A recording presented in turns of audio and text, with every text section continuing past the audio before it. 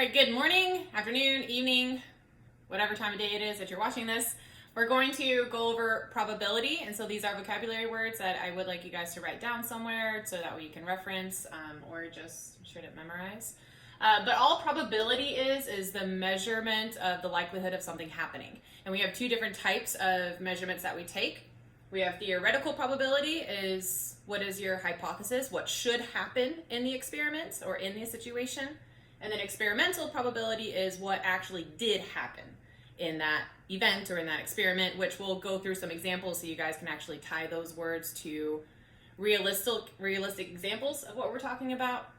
But all it is a ratio turned into a percentage to find the probability. So this will be a really quick and easy lesson. Okay, so I rewrote theoretical probability and the definition of it, which is just the likelihood of what should happen in an event. So we're going to find the measurement of that, of each situation. The first one is just a basic dice problem, which you guys will probably get a lot in the 7th and 8th grade. And the equation we're going to use is the amount of favorable outcomes, basically what are you trying to get, what are you favoring, over your total amount of outcomes. How many outcomes are there available to you? So what is the probability a die will land on a 1 or a 5? So my favorable, I even have a die here, because you guys should know what it looks like. It's just a 6-sided die, 1 through 6 on each of the different sides. My favorable outcomes are 1 and 5. So that gives me 2 different favorable outcomes. And then my total amount of outcomes is 6 because there's 6 sides to the die. We always reduce, and then furthermore, we change to a percent. But really, I would be happy with the ratio answer or the percentage answer.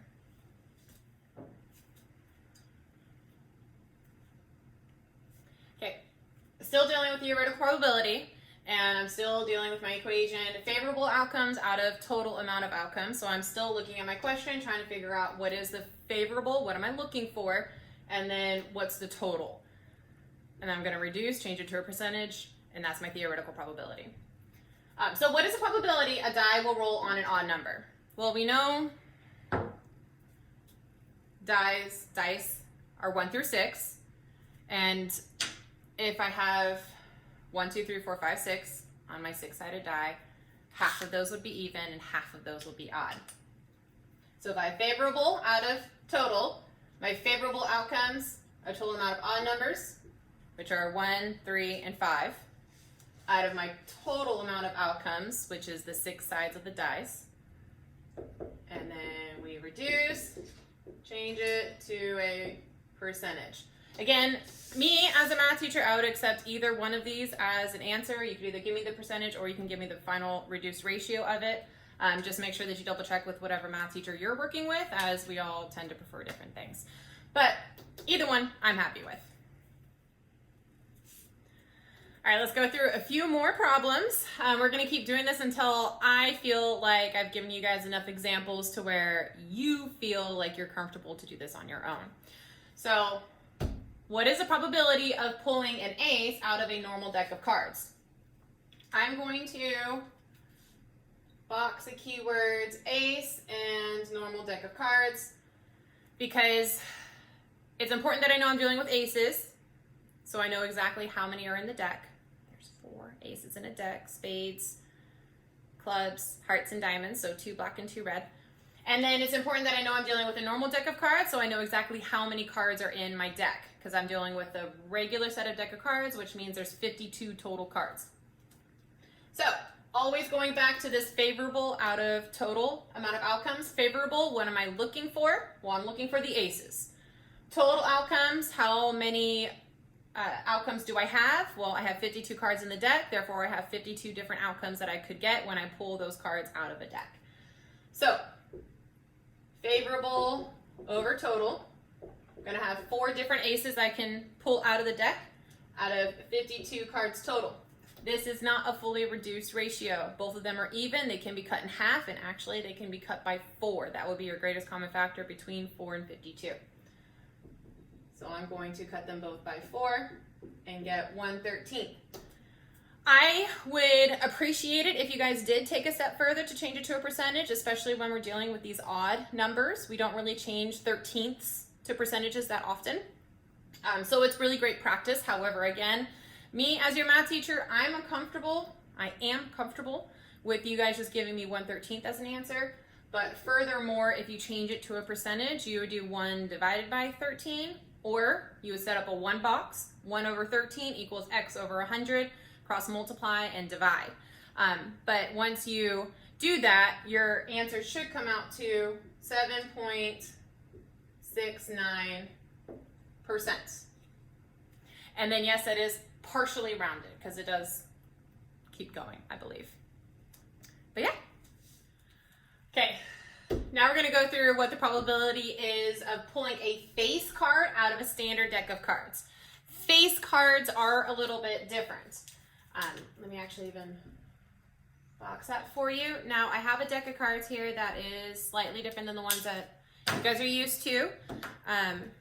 Just because they're different colors, it's like King's Crown deck of cards. In any case, your face cards are your kings, queens, and jacks, because they have faces on them. So anything that has a face is technically a face card, which is kings, queens, and jacks. Sometimes it might be your aces, but probably not. You have 4 kings, 4 queens, and 4 jacks. The 4 kings are your diamonds, hearts, spades, and clubs. Your 4 queens, diamonds, hearts, spades, and clubs, and 4 jacks, diamond, hearts, spades, and clubs. So your face cards are the ones with faces on them. Now, knowing that, I am pulling a face card out of a standard deck of cards, which means I'm dealing with 52 total outcomes. So I know that that's going to be my denominator. I just told you that each face card has 4 each. So if I have kings, 4 kings, 4 queens, and 4 jacks, then that gives me 12 total face cards. Now, getting 12 out of 52, I do need to reduce this, and you can reduce this, again, by 4, which should give you 3 out of 13. Again, me as your math teacher, a fully reduced ratio is more than enough for me. But I think it is really good practice to divide this to figure out what your percentage comes out to.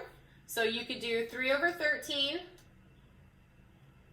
equals x out of 100.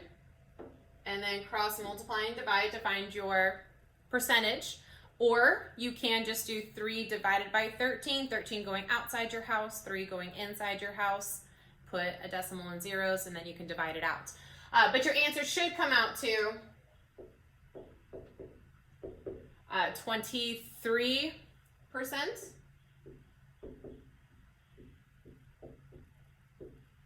Ish. It's a rounded percentage. But there we have it. Okay, so I apparently have a pretty heavy coin purse here. So in Miss Palmer's coin purse are 20 coins. There are 6 pennies, 4 quarters, 3 dimes, and remaining are nickels. What is the theoretical probability of pulling a nickel? So I'm going to cube this problem. I'm going to go through and circle my numbers, underline my question, box keywords. In Miss Palmer's coin purse are 20 coins. And I'm actually going to draw an arrow showing that I'm pointing to the total amount of coins in my purse. There are 6 pennies, 4 quarters, 3 dimes, and the remaining are nickels. And I'm making an arrow pointing to that I don't know how many are nickels yet. I just know that what's left over are nickels. I am trying to figure out what the theoretical probability of pulling a nickel is. So I'm going to box the word nickel and box the word theoretical probability. And that's pretty much it for my word problem. Now I just need to go through using my equation to find out what is my theoretical probability. I know theoretical probability sounds like really big words, but all that means is what should happen if I just go into my purse at random and pull out a coin. What is the probability of me pulling out a nickel? So first, I actually already know what my total is 20. So I already know what my denominator is. I already know the total amount of outcomes. There's a total amount of 20 coins in my purse. I need to figure out how many of those are nickels.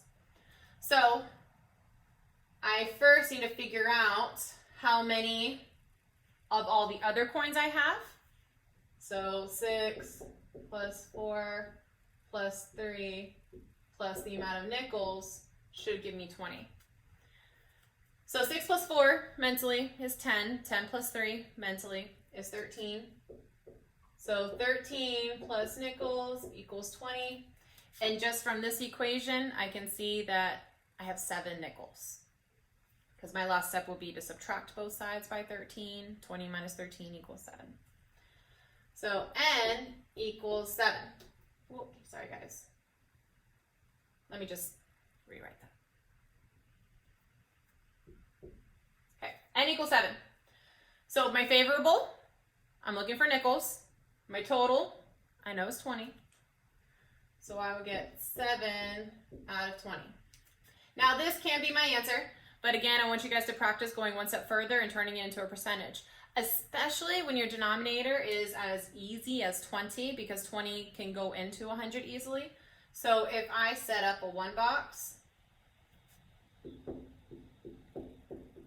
you guys know just to use that scale factor, 20 times 5 equals 100, therefore do the same thing to your numerator. Therefore x equals 35%. Now if you're thinking that this seems pretty simple, it should seem pretty simple because theoretical probability is more on the easier side. It's when we get into experimental probability and compound probability, it might get a little bit more convoluted and confusing. However, this is just theoretical. Do not overcomplicate this. Favorable outcomes out of total amount of outcomes, reduce, find your percentage, and that's it. I want to go through one more example just because I didn't go through any spinner examples with you guys. And you'll probably get a lot of these in 8th grade, on the STAR, eventually when you take it, and you should know how to do theoretical probability with more than just one type of stuff, like rolling a dice or pulling a deck of cards. So in any case, here's your spinner. What is the likelihood the spinner will not land on a triangle? So going back to that original equation of looking for the favorable outcomes out of the total amount of outcomes, using that to answer this.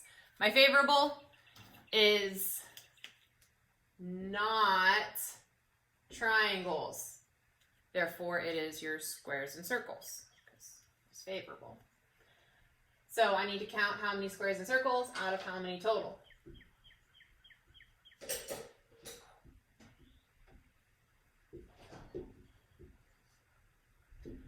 So how many squares and circles are there? Well, first I'm just going to count how many total there are, and then I'm going to count how many triangles there are, and then I'm going to subtract the 2. So total, there's 1, 2, 3, 4, 5, 6, 7, 8, 9, 10. And then I see 1, 2, 3 triangles. And since I am looking at what is not, or what are not triangles, there's 3 triangles. That leaves 7 of everything else, which means my theoretical probability of not landing on a triangle would be 70%. And please tell me that we could all see 7/10 is 70%, which I know you guys know that.